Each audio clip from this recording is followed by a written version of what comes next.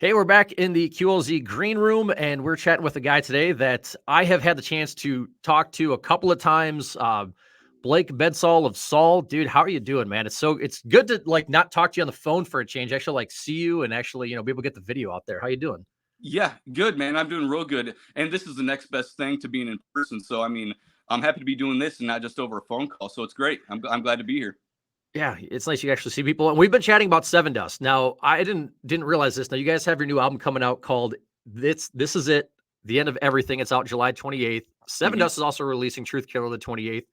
And when Yep. you guys released Rise as Equals, it was the same day as when Seven Dust released Blood from a Stone. So I know Yep. I know you said you haven't done that on purpose, but man, what are the odds? What are the odds? Two times in a row, our two records, two times in a row. So, Mhm. I'm happy with it. I love Seven Dust. We were just talking about becoming good and friends with Morgan Rose. So, Yeah. I'm happy with it. I didn't call him up and be like, hey, when are you dropping your record? But, it's crazy coincidence. It is. I love it. I told you it's going to be a good week for my wallet. You, both of you guys from Ashes to New, their records Yep. out that day. It's gonna be a fun day for my wallet and definitely some money going to some stuff I'm really going to enjoy. Now you guys have A Million Miles out. It's the brand new single. I believe only a Yep. couple of weeks it's been out. And what the song caught me off guard at the start in a good way because obviously, man, everybody's ever listened to you guys. If they've heard Brother, they've heard Trial by Fire, they've heard King of Misery, dude, man, you guys come out with a lot of songs and you're just hitting people right away with it. A Million Miles. I went, holy crap. I'm like, I gotta take a step back here because there's some new stuff in this music, but it's still you guys at the same time. So does Mhm. this feel like you guys are taking that next step in the writing process, but keeping your core selves at the same time? Yeah, I definitely think so. Sorry, I gotta shut that off. When You're good. we decided to do this record, with the first record, we worked with Chris Dawson down in Derby, Kansas, Wichita, and we really just dove in and just wanted to make it real raw, like real, just go in and let's just write bangers all day. With this Mhm. new record, we decided to work with Kyle Odell down in Nashville, and our thing was that drew us to him is a little bit more production. He was down with he wanted to do a little more programming stuff like that, stuff that we find is really cool.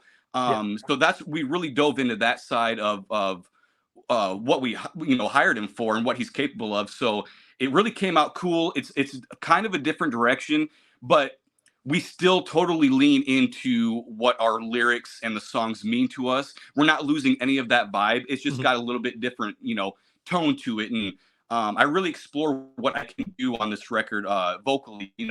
Like Jack and Jill came out, and I was doing some more screaming and stuff like that with a more anthemic chorus. And this one is a little more just straight, like this is a freaking song, and and the lyrics speak to us, and I think everybody's vibing with it so far. So we're loving what we did with this new record. Yeah, you guys have the Saul Facebook group, and I know there's a lot of happy people in there, so getting to see that, which is nice. Did you guys enjoy taking kind of this next step? Is it out of your comfort zone a little bit? I know you said you enjoy some of more of the programming elements, but did you guys kind of enjoy kind of like, hey, we're trying something a little bit different? Yeah, we enjoyed that. Just one thing, especially as an artist, just not recreating the same thing over and over. Mhm. And so, even if we go back, like on the next record, to a little bit more of that raw, real stuff, and Yeah. working with Chris Dawson or whoever on the next record, even if we go back to that, this one felt right to do this right now, and hopefully it comes out that way. A lot of the songs, there's some real deep cuts on this record that I think people will vibe with. Songs like Castles in the Sky. We wrote it about being on tour Cool. and missing birthday parties and anniversaries and stuff like that. And it's saying I'm on my way home. And Us AD, I wrote specifically. It's from my dad's perspective about losing my mom. There's a lot of deep cuts, and we still keep it raw and real. We just added a little bit more of that programming vibe to it. So Yeah. I think it's cool. And you mentioned, I know I've talked with you in the past about Brother. People know the story behind Mhm. that, man. You guys have experienced, you and Zach, your brother's in the band as well. If people don't know that. You guys have, written some songs that really, hit home with a lot of people. Trial by Fire. I know when I talked to you last time, your mom was going through cancer. Yep. So I feel like you guys have that connection with people that even if the music is a little bit different, you guys just connect with people lyrically so well. Right, right. And that's not something we try to do. I write songs introspectively, like where it's really from my life, and like this is what is happening to me. And it just so happens, it's happening to a million other people at the exact Mhm. same time. So I think that's where it resonates, and that's where I think people, kind of catch on to it, and that's where we can just talk and be like, I've been through it too. I've suffered through this too, or I've done this kind of journey myself. So that's where we kind of try to be, as a band, but unintentionally. Yeah. I think that's the best part about it.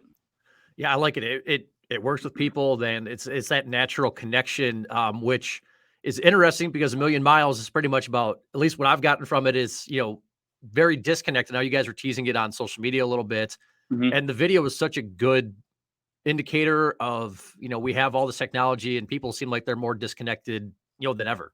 Yeah. Yep. That's exactly what the song's about. And that's what they're waiting for. And that's what they're fighting about in the music video. And that's what the song's about is they don't feel when they're say phone or they're in the VR at that Mhm. point, when that is dead and they got to wait for that to charge to get back on, they're fighting with each other and they just don't know how to nobody wants to communicate like that anymore.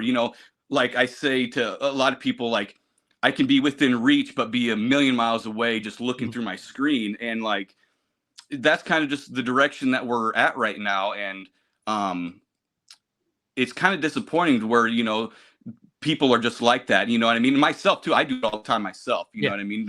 Not really having the face-to-face conversation, more or less just like, oh, did you see that on Instagram? Hey, did you see that on TikTok? You know what I mean? So that's really just bringing light to that kind of topic.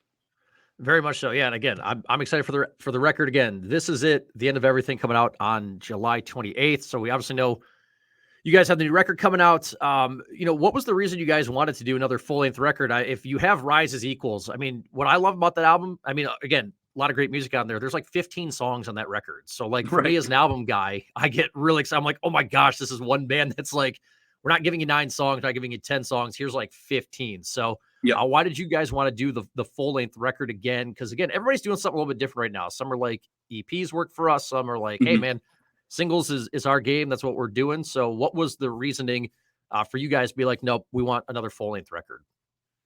It's really about one thing we've learned, our fans like the records. Mhm. When we talk as a band, we're thinking, EP, single, EP, single, doing stuff like Mhm. that. But when the fans are always, coming to us and be like, we want a record, we want a record. I mean, I'm not going to fight with them on it. If you want a record, I'm still going to write, 13 to 15 songs. So I might Mhm. as well, just put them out there and let them have them.